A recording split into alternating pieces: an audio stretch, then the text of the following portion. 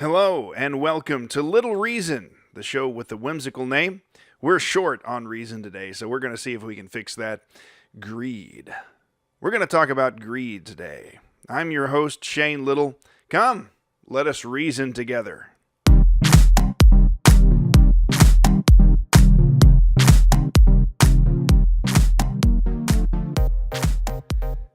I know what you're thinking. Is this geek with a Star Wars t-shirt on gonna preach at me about greed? Nah, I try not to preach, but there are some subjects, some really deep philosophical subjects I want to get to.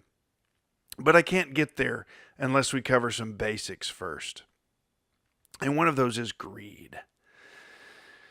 But it's not the kind of greed you might be used to. Let me ask you a question. Are you greedy? Be careful. Greed is a human fault. It's not reserved for just the rich people. Now, there are plenty of rich people in the world who are greedy. Greed is just people wanting more than they need. It's this inordinate desire to have more than is required, that you need just to live, to survive. But there's another kind of greed, and that's the greed I want to talk about today. That kind of greed is called covetousness. It's a kind of greed that we don't talk about much in today's society, in today's culture. What is covetousness? Well, it's the 10th commandment. Covetous. Do not covet. Do you know what that means? Well, do not covet means you shouldn't have an unusual desire to possess that which does not belong to you.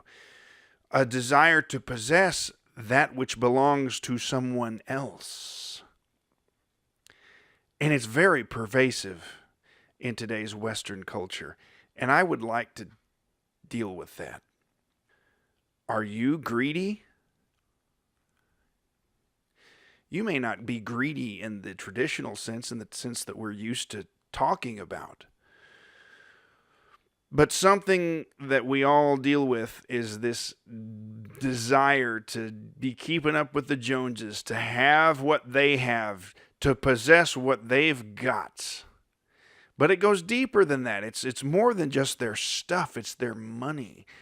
If somebody's wealthy and you have a desire to possess that kind of wealth, you want it, you don't, and more important, you don't even think that they deserve it. That is covetousness. You understand? In the political sense, if you support a political ideology that seeks to deprive people of their wealth, that is to say taxation policies, to a proportion greater than you yourself are willing to contribute, then you are covetous. You covet that person's money. Have you ever thought about it that way? Let me explain it to you a different way.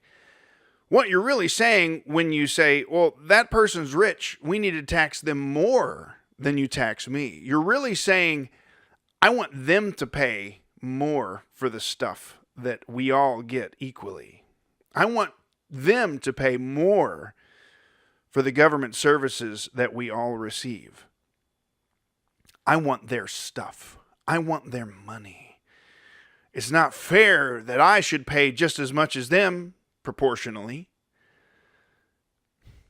This is why I advocate some sort of even percentage tax on everybody. Taxation is something that you're never going to avoid. It's a fact of life. You're going to be taxed. But none of us should really be taxed more than anybody else is. That's the fairest way to do things. And you might say to me, well, Shane, they've got more than me. They can afford it. You don't know that. Let me fill you in on a little secret.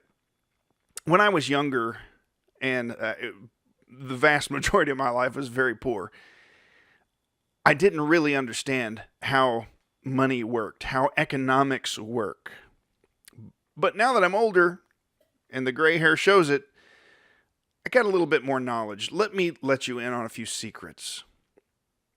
Did you know that the richest people in the world still have money problems?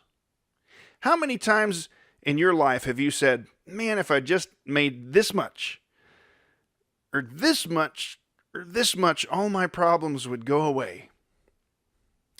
I got news for you. That never ceases to be a problem.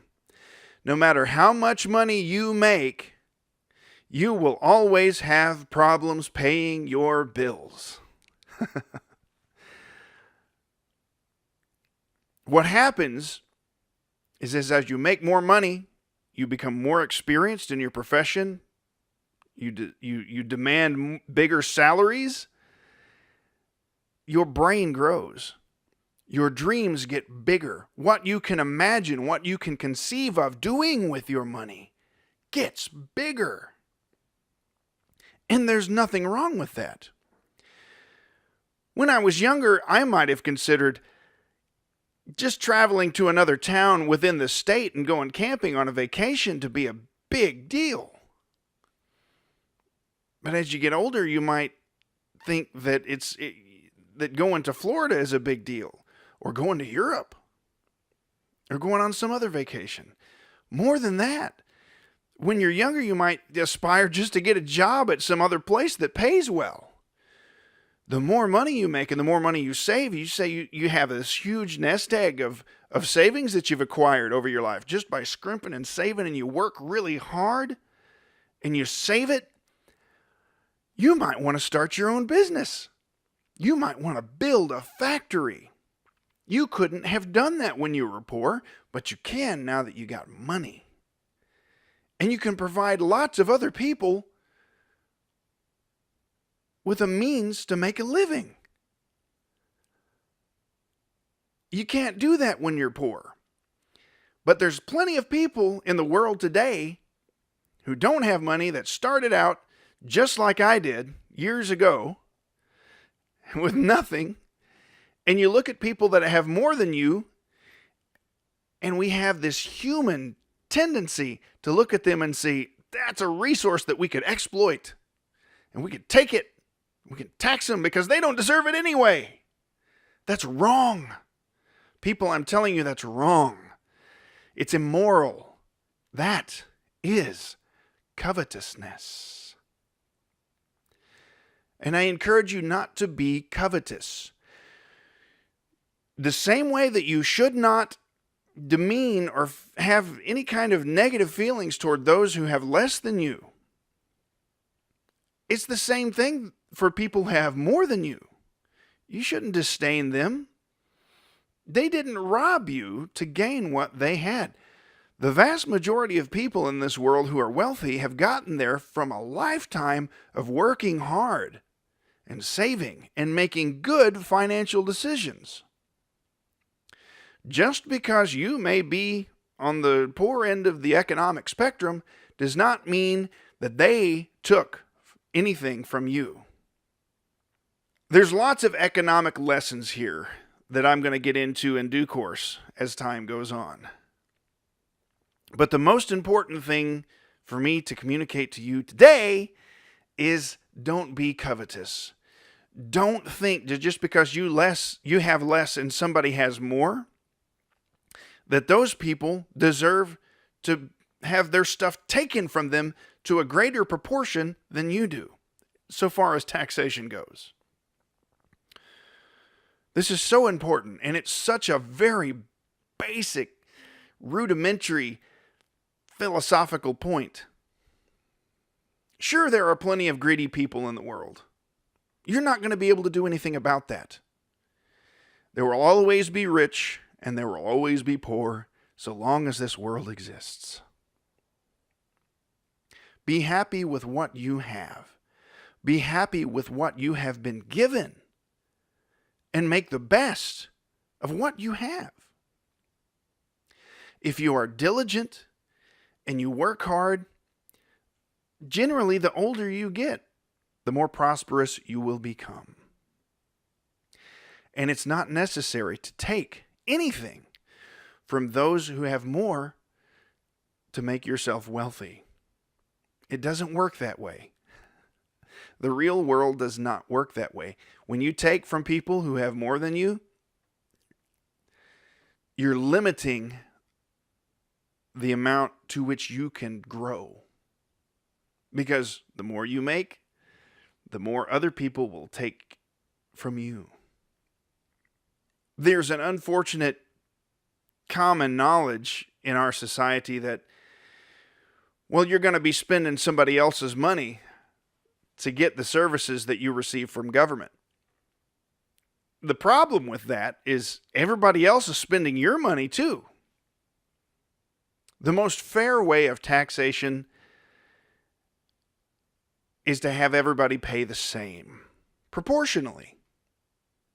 Whatever form that takes, whether it's a consumption tax or a flat tax or things like that, I don't care. The principle is what I want to communicate to you today. The principle that everyone should be equal before the law. And most people agree with that. You shouldn't have some rich person that stands in front of a court, standing accused of some crime, having some advantage over somebody who's poor, who stands before the same court, accused of the same crime. We should all be equal. Likewise, we should all be equal before the government in taxation. Just because by accident I have acquired more wealth over the course of time does not mean that I should be required to pay more. Lots more detail to get into on this subject, which I'll do later. What I'd really like to leave everybody with is to focus on this word, covet. Are you guilty of that? We all are. But we're meant for better than that. Everybody can have more, and you don't have to take more from some than others. Thanks for watching. Don't forget to like and subscribe to this channel. Thank you, and have a nice day.